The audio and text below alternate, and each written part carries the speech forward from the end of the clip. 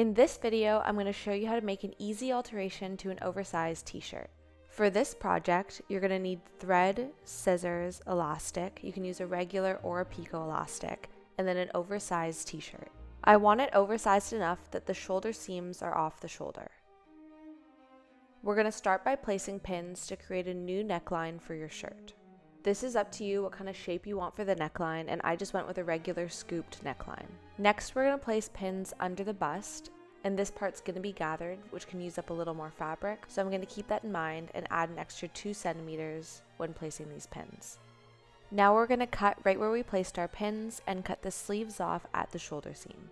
Before we actually cut, we might want to use a measuring tape just to make sure that our pins are placed evenly, and then we can cut where we placed our pins. And here I'm cutting the sleeves off at the shoulder seam. Then we're going to cut the neckline, keeping in mind the hem that we're going to use is going to use 1 centimeter of seam allowance. I decided to cut a little lower in the back as well. Now we're going to flip the shirt inside out and put it on. Now we're going to take it in at the side seams, keeping in mind that we do want to leave a little extra fabric to gather. And then we're going to be pinning our new armholes, again leaving a little extra because we'll also be taking that in with elastic.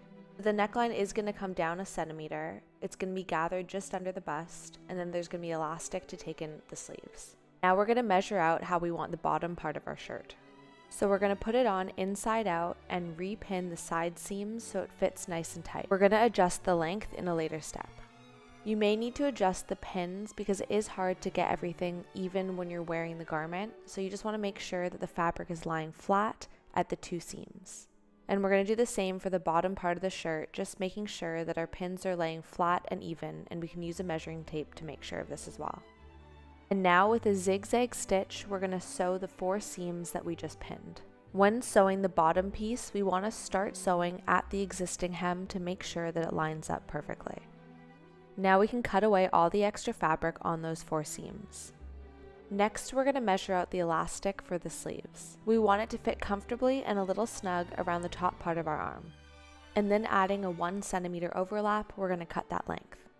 For attaching the elastic onto the sleeve, we want to be attaching the elastic onto the right side of the fabric, pulling the elastic as we sew so that it'll go all the way around the opening of our sleeve. Sewing with a zigzag stitch. Then we're going to trim away any of the fabric that's poking out from the other side of the elastic. Our final stitch for the sleeve is going to be folding over that elastic and doing a second zigzag stitch again on the right side of the fabric. And then we're going to do the exact same for the other sleeve. Now we're going to move on to the neckline.